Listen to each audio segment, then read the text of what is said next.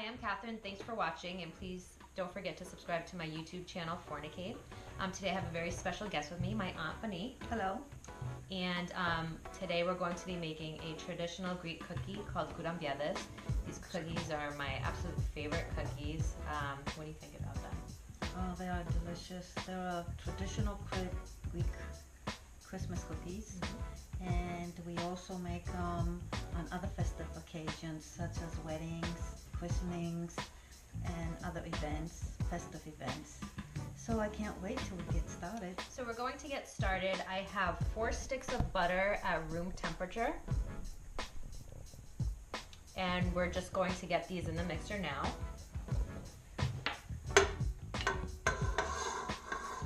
One at a time.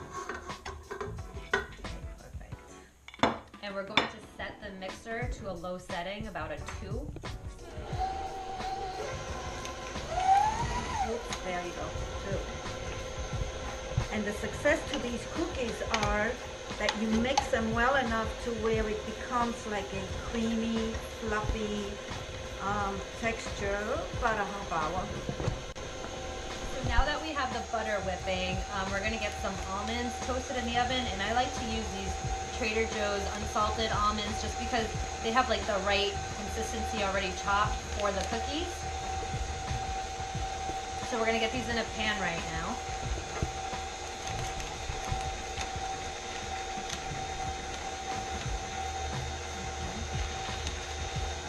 So I've preheated the oven to 300 degrees. So just spread those out.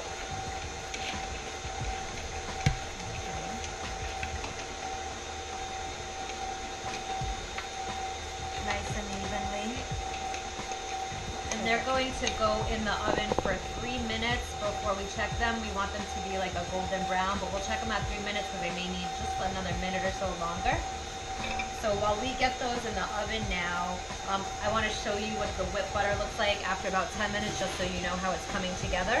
So the almonds have been in the oven for 3 minutes. That temperature again was 300 degrees, and it was 8 ounces of almonds. We're getting those out of the oven now so I can give you a look at what they look like.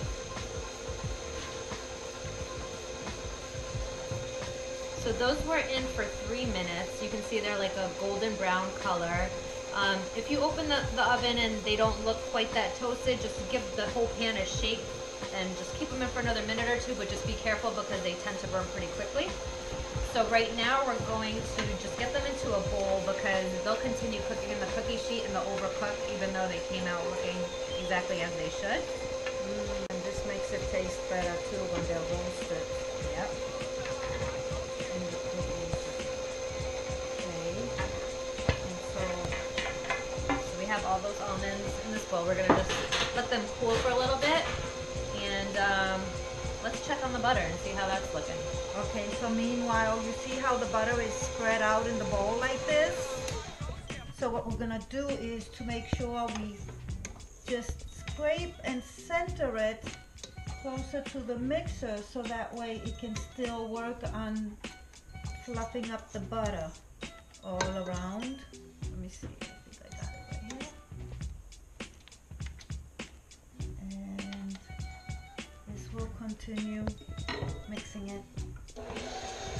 Get it nice and fluffy.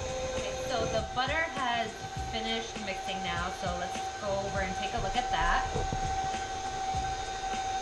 See how the texture and even the color changed. It's white and it's nice and fluffy. So we're gonna lower the speed down. Okay, so now we're going to start adding in some additional ingredients. So we're going to add 1 egg yolk.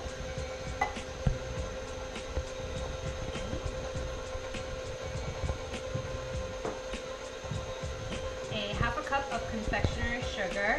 I like to use just like a Domino's confectioner's sugar, and that just means like a powdered sugar. Just add that in and just allow that to incorporate.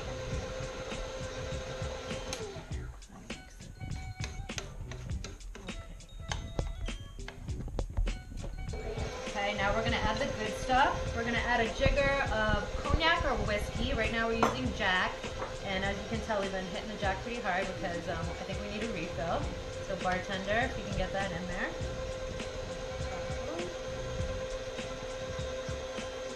Perfect. That's good.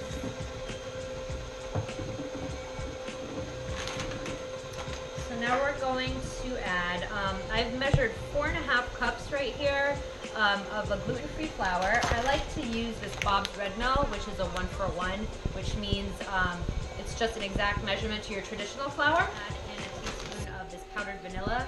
The reason why we use powdered is because it's more of a concentrated flavor. So if you can't find this in your local supermarket or specialty store, I've seen it like on Amazon. We're gonna add 1 teaspoon of that into the flour mixture. Because this is a tight spot, I'm just using a 1/2 teaspoon at a time.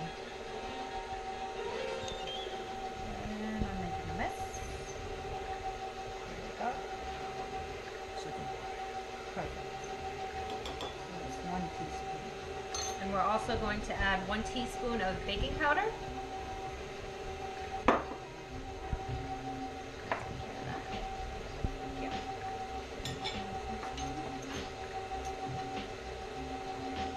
Easier.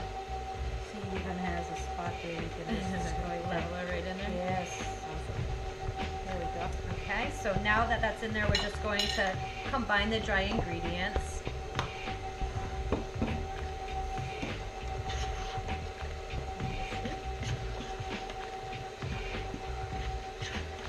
Okay, so now that that's combined, as you can remember, we have the mixer at a very low setting just because once you throw things in, you don't want like a powder explosion. So we're going to add in about 1 cup of that flour mixture into the mixer now. So I'm going to pour it nice and slowly so it can mix well. Because as you see, it gets kind of clumpy. And that should be good. We're going to, how's that mixing? Good? Yep. Yes, good. Okay. So we're going to add in the toasted almonds, just because they're gonna break up in this mixture, and they're also gonna help the dough from like balling up, so you don't really have to do it by hand. Hopefully we can get the whole dough incorporated without having to get in there, but we're gonna add in the nuts now.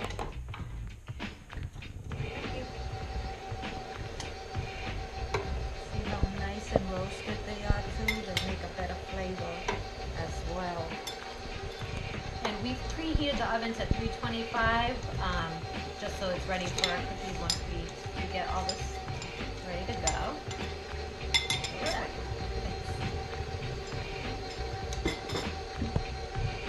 So once those nuts are in there, we're going to add the remainder of our flour mixture.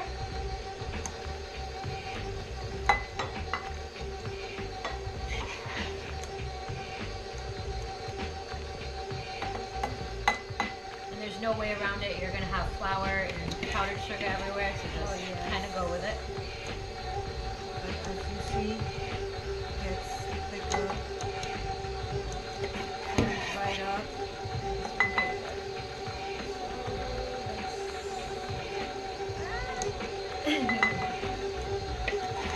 Perfect.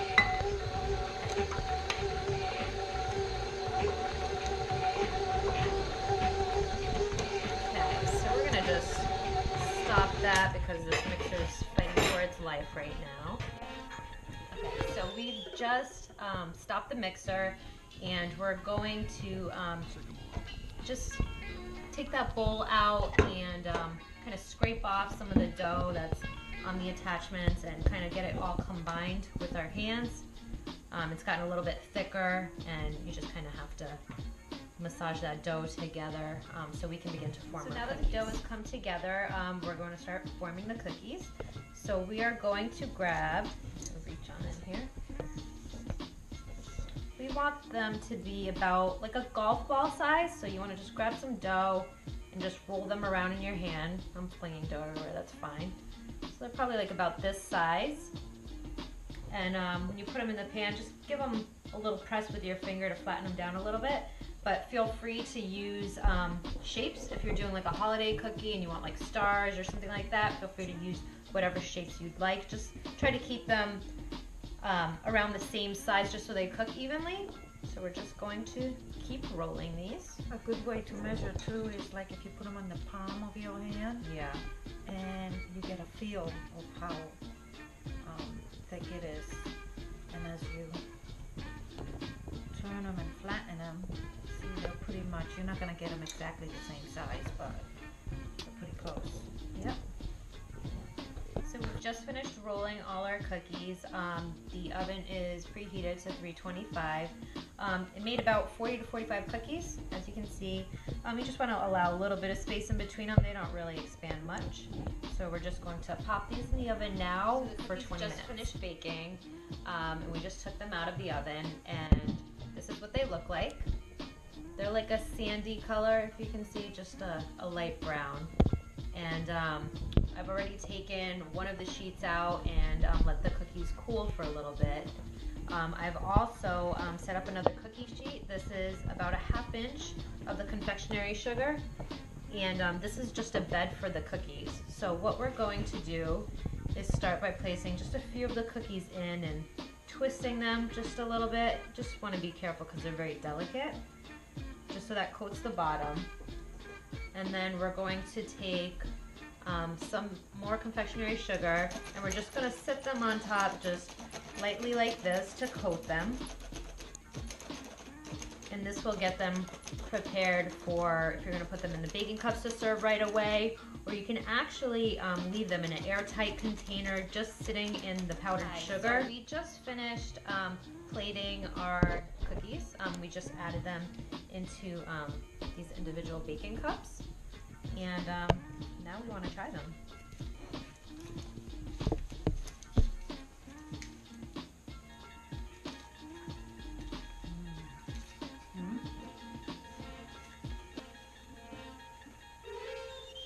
Very delicious, nice and light and fluffy. Crumbles right into your mouth. You can really smell the vanilla and taste it. The almonds, the toasted almonds really blends in good together. And the cookies are very delicate, not like a traditional butter cookie that's a little bit tougher. So they really came together really well. Very well. Very good. Good teamwork. Yeah. Well, I want to thank you for watching. Again, my name is Catherine. I want to thank my aunt for being here.